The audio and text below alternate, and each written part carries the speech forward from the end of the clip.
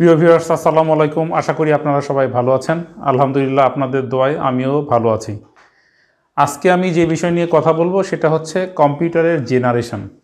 কারণ এখনকার ছেলেমেয়েরা যখন বাজারে যায় বা কোনো দোকানে কম্পিউটার কিনতে যায়, তারা প্রথমেই একটা কোশ্চেন জিজ্ঞেস করে যে দোকানদারকে যে এটা কোন জেনারেশনের কম্পিউটার। এই কথাটা ওদের কথার মধ্যে, মূল ফোকাসের মধ্যে এই শব্দটা থাকে। কম্পিউটারটা কেমন, কোন মাদারবোর্ড, সিরিজ কত সকেট, কত র্যাম, কিচ্ছু না। ওরা শুধু প্রথমে গিয়ে একটা শব্দকে ফোকাস করে, এটা কোন জেনারেশন। তো দোকানদার হয়তো বললো 5th জেনারেশন, তখন সে মনে করে 6th জেনারেশনটা হয়তো আরেকটু ভালো হবে, বা 7th জেনারেশন নিলে আরেকটু ভালো হবে, বা 8th জেনারেশন। এভাবে জেনারেশন কিন্তু যত দিন যাচ্ছে কম্পিউটারের জেনারেশন নতুন নতুন নামে আসছে। তো এই ব্যাপারটা আসলে আমাকেও কনফিউজড করে, এবং যারা এ ব্যাপারে বিস্তারিত জানে না তাদের তো কনফিউজড হওয়ার ব্যাপারটা আসলে খুবই সাধারণ। তো আমরা যেমন জেনারেশন বলতে একটা ইংরেজি শব্দ, যেটা বুঝি হচ্ছে আমরা প্রজন্ম সাধারণভাবে। যেমন দেখা যাচ্ছে আমাদের একটা প্রজন্ম কি, একটা জন্মগ্রহণ করা থেকে তার মৃত্যু পর্যন্ত, এটাকে আমরা একটা প্রজন্ম ধরতে পারি। যেমন আমার যদি লাইফ 60 বছর হয় বা 70 বছর হয়, আমরা বলতে পারি যে 60 বছরে একটা প্রজন্ম শেষ হয়ে গেল, আবার নতুন প্রজন্ম আসলো, ওরা আবার 50 বছর বা 60 বছর সময় পাবে। এইভাবে প্রজন্মর পর প্রজন্ম আমাদের যে জন্ম, যে ধারাবাহিকতা আমাদের পৃথিবীতে আসা, সেইভাবে যাচ্ছে। কম্পিউটারের ক্ষেত্রে কিন্তু এটা কোনোভাবেই এরকম নয়। তো এই কারণ আমি প্রথমে দেখেছি যে এই 3rd জেনারেশন ফট করে 3 মাসও যায়নি, এই 4th জেনারেশন, আবার 1 মাসও যায়নি 5th জেনারেশন। তো আসলে কি জেনারেশন আমাদের যেভাবে চেঞ্জ হচ্ছে 50 বছর বা 60 বছর পরে, কম্পিউটারের জেনারেশন কি এভাবে হচ্ছে? নো। তাহলে কম্পিউটারের জেনারেশন কি, বা এটা কিভাবে চেঞ্জ হচ্ছে, এই সম্পর্কে কিন্তু আমাদের একটা ধারণা থাকা দরকার। বিশেষ করে যারা কম্পিউটার হার্ডওয়্যার নিয়ে কাজ করছে, বা কম্পিউটার হচ্ছে টেকনিশিয়ান হিসেবে কাজ করছে, বা কম্পিউটার বিক্রি মেরামতের কাজ করছে, এদের তো জানা লাগবে। এবং সাধারণ ইউজারকারী যারা কম্পিউটার কিনতে যাচ্ছে, তাদেরও কিন্তু এই সম্পর্কে একটা ভালো ধারণা থাকা দরকার। তো অনেকে মনে করেন যে জেনারেশন আপগ্রেড হওয়া মানে পিসি অনেক ভালো।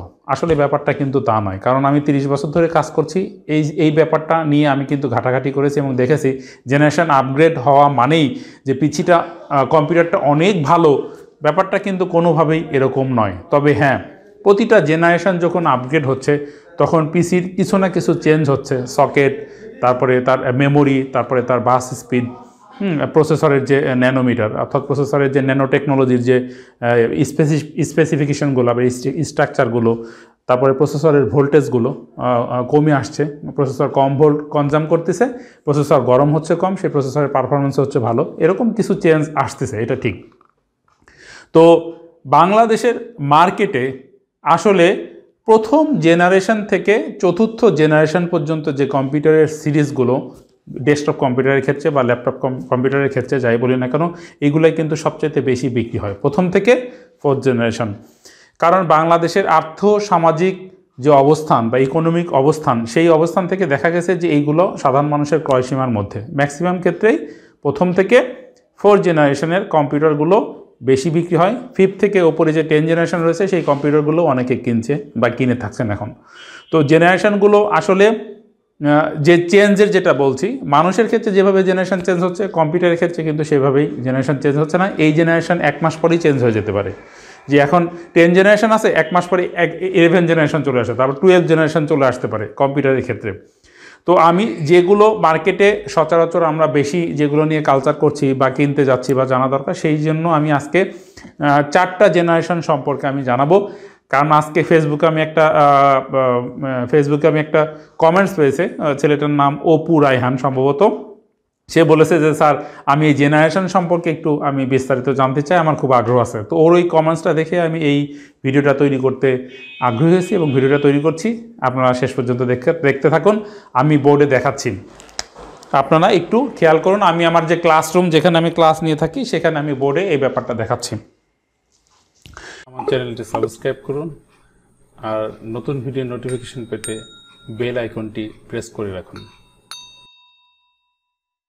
তো দেখেন, আপনারা একটু খেয়াল করেন, আমি প্রথমেই লিখছি 1st জেনারেশন। আমি একটু দেখে নিই এটা বোর্ডে দেখা যাচ্ছে কিনা। আচ্ছা, একটু উপরে হয়ে গেছে, একটু নিচে লিখি 1st জেনারেশন।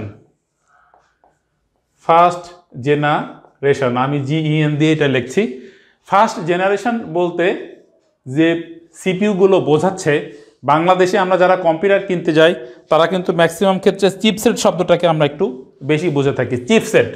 তো ফার্স্ট জেনারেশন বলতে যে চিপসেট রয়েছে ইন্টেলের, চিপসেট সিরিজ আমি লিখছি, চিপসেট সিরিজের মধ্যে রয়েছে 31, 41 এবং 55। এই তিনটা ফার্স্ট জেনারেশন চিপসেটের মধ্যে কাভার করছে। অর্থাৎ ফার্স্ট জেনারেশনের কম্পিউটার বলতে যদি আমাকে বলা হয় কোনগুলো, তাহলে অবশ্যই আপনারা মনে রাখবেন, আমি বলে দিচ্ছি 31 চিপসেট, 41 চিপসেট এবং 55। যদিও 55 চিপসেট সিরিজটাকে অনেকে সেকেন্ড জেনারেশন বলছে, বাট এটা কিন্তু আসলে সেকেন্ড জেনারেশন নয়, এটাও ফার্স্ট জেনারেশনের মধ্যে।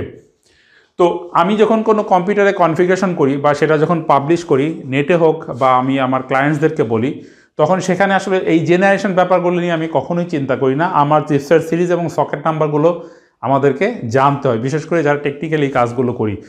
আমার কাছে আমি জেনারেশনটাকে খুব বেশি গুরুত্ব দিই না, কারণ জেনারেশন দিয়ে কখনো সকেট নাম্বার নির্ধারণ করা যায় না। একই জেনারেশনে একই সকেটে কিন্তু দুইটা জেনারেশনের প্রসেসর লাগে, এরকমও আছে, যেটা আমি ভিডিওর পরে আপনাদেরকে দেখাচ্ছি। তো চিপসেট সিরিজ 31, 41 এবং 55, এটা ইন্টেলের ক্ষেত্রে বলছি, ইন্টেল 31, 41 এবং 55 সিরিজ, এই তিনটা বোর্ড আমাদের বাংলাদেশে প্রচুর বিক্রি হয় এবং খুবই পপুলার, কম দামে খুব ভালো বোর্ড, এবং এই সিরিজগুলোর সবই হচ্ছে ফার্স্ট জেনারেশন। এখন সকেট সম্পর্কে আমাদের ধারণা থাকতে হবে। এই দুটো এই যে এখানে যে দুটো আমি যে লিখছি, চিপসেট সিরিজ লিখছি, 31 বোর্ড এবং 41 বোর্ড, এই দুটোর সকেট হচ্ছে LGA 775, LGA 775। তার মানে LGA 775 যদি সকেট হয়, সেটা 31 হোক বা 41 হোক, এটা 45 রয়েছে, 43 সিরিজেরও কিছু বোর্ড রয়েছে। এর আগে ছিল 945, 956, সেগুলো এখন আর মার্কেটে নেই, এই তিনটাই বেশি রয়েছে। তো এই 775 সকেট হলেই আমরা তখন বুঝে ফেলি যে এটা ফার্স্ট জেনারেশনের কম্পিউটার বা ফার্স্ট জেনারেশনের প্রসেসর এখানে লাগাতে হবে। 55-এর যে সকেট, সে সম্পর্কে আমাদের ধারণা থাকতে হবে। 55-এর সকেট হচ্ছে 1156 সকেট, LGA 1156 সকেট। তো যখন আমরা কম্পিউটার বিক্রি করি বা আমাদের কাছে কম্পিউটার কেউ সার্ভিসিং করতে আসে, তখন আমরা দেখি সকেটটা কত, যে সকেট দেখি সেই সকেট অনুযায়ী আমরা সেখানে প্রসেসর ইনপুট করি বা প্রসেসরটা লাগাই। তাহলে 31, 41 এবং 55 সিরিজের যদি কোনো বোর্ড দিয়ে আমরা কোনো কম্পিউটার অ্যাসেম্বল করে থাকি, তাহলে সেটা হবে আমরা ফার্স্ট জেনারেশন। তো এই গেল হচ্ছে ফার্স্ট জেনারেশনের সকেট। এবং যদি র্যামের কথা বলা হয়, 31 মেইন বোর্ডে লাগে DDR2 র্যাম, 41 লাগে DDR3 র্যাম এবং 55ও লাগে DDR3 র্যাম। আমার এই র্যাম নিয়ে একটা আলাদা ভিডিও রয়েছে, আপনারা সেটা দেখতে পারেন। সেখানে আমি ডিটেলস বলে দিয়েছি কোন বোর্ডে কোন ধরনের র্যাম লাগে এবং সেগুলোর বাস স্পিড কত। আপনারা সেটা দেখলে সেখান থেকে আরও বেশি ধারণা নিতে পারবেন। সেটা আমি এই ভিডিওতে ডেসক্রিপশনে আমি লিঙ্কটা আমি কপি করে দিব, আপনারা সেখানে ক্লিক করে সেখানে চলে যেতে পারবেন। যাই হোক, এই গেল ফার্স্ট জেনারেশন কম্পিউটার। এখন আমি সেকেন্ড জেনারেশন এবং থার্ড জেনারেশন কম্পিউটারের কথা বলবো। বোর্ডে আমার যেটা লেখা আছে সেটা আমি মুছে দিচ্ছি।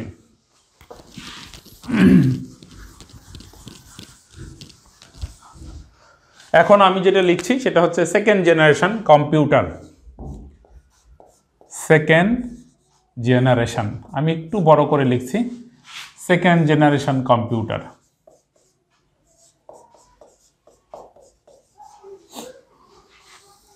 তাহলে সেকেন্ড জেনারেশনের কম্পিউটার আমরা চিনব কিভাবে, তাই তো? সেকেন্ড জেনারেশনের কম্পিউটার বলতে বোঝাচ্ছে ইন্টেল চিপসেট 61, অর্থাৎ 61 চিপসেট সিরিজের মেইন বোর্ডটা হচ্ছে সেকেন্ড জেনারেশন। তাহলে আমি এখানে লিখছি মেইন বোর্ডের ক্ষেত্রে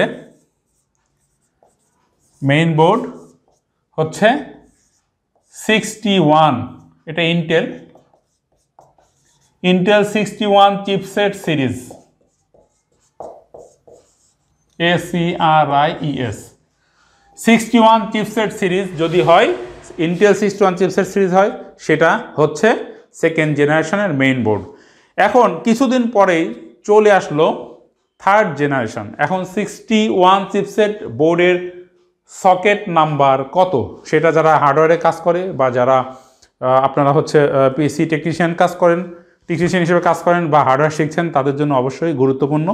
61-এর যে সকেট যেখানে প্রসেসর লাগানো হয় সেই সকেটের নাম্বারটা আমাদের মনে রাখতে হবে। SOCKET socket number LGA 1155।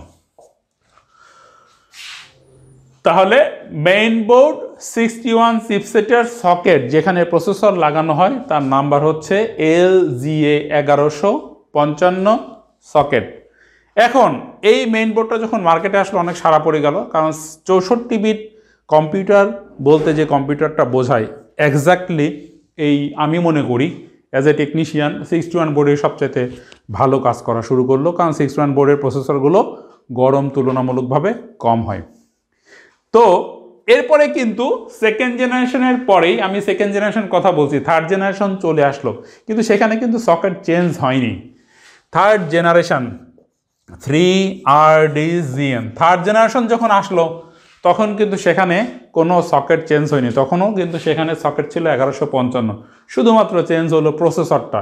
কারণ প্রসেসরের ন্যানোমিটার কমলো, তার ভোল্টেজ কনজামশন করলো, তখন কি হলো ওই পিসিটার পারফরমেন্স একটু ভালো হলো আর প্রসেসরটা কম গরম হতো, পারফরমেন্স ভালো হলো। তখন দ্যাট মিনস তার মানে কি সেকেন্ড জেনারেশন এবং থার্ড জেনারেশনের জন্য কিন্তু ভিন্ন ভিন্ন মাদারবোর্ড ইউজ হচ্ছে না। সেকেন্ড জেনারেশনের জন্য যে মাদারবোর্ড ইউজ হচ্ছে থার্ড জেনারেশনের জন্য মাদারবোর্ড একই হচ্ছে, শুধুমাত্র প্রসেসরগুলো একটু ডিফারেন্ট ওয়েতে তৈরি হলো, কিন্তু প্রসেসর দুটো একই সকেটে লাগে।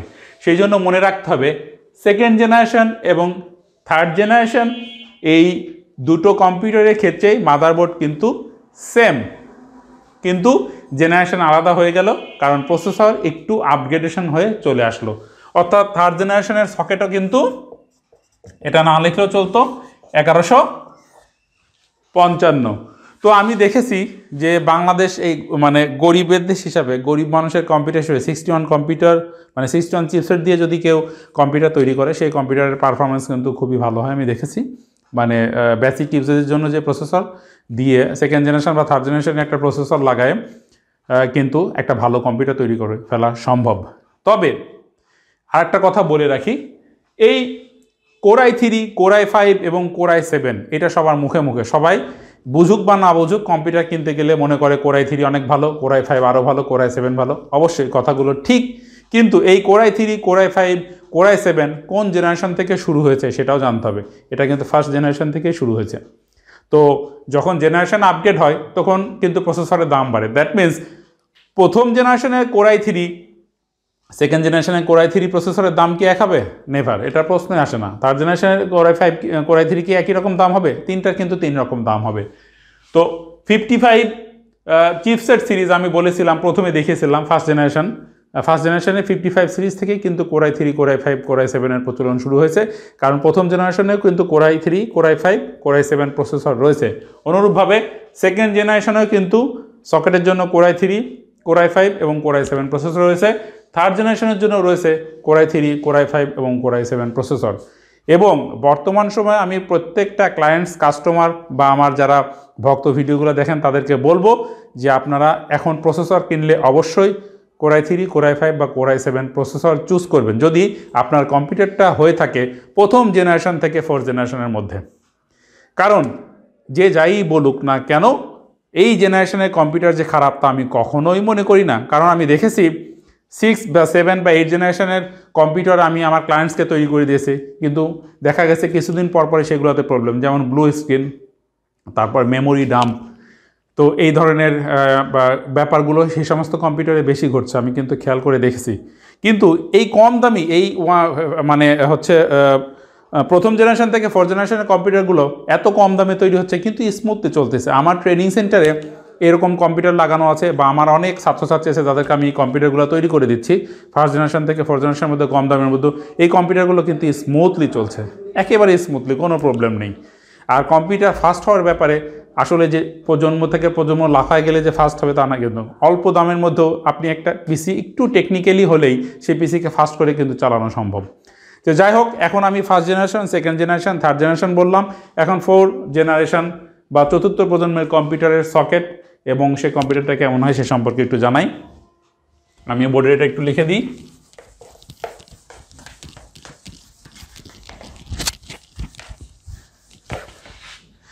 এখন আমি লিখছি ফোর জেনারেশন,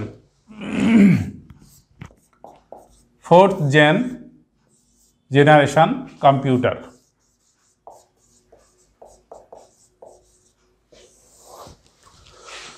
ফোর্থ জেনারেশনের কম্পিউটার বলতে আমরা যে কম্পিউটারটাকে বোঝাই সেটা হচ্ছে ইন্টেল H81 চিপসেট সিরিজ, অর্থাৎ ইন্টেল 81 চিপসেট সিরিজ। আমি লিখছি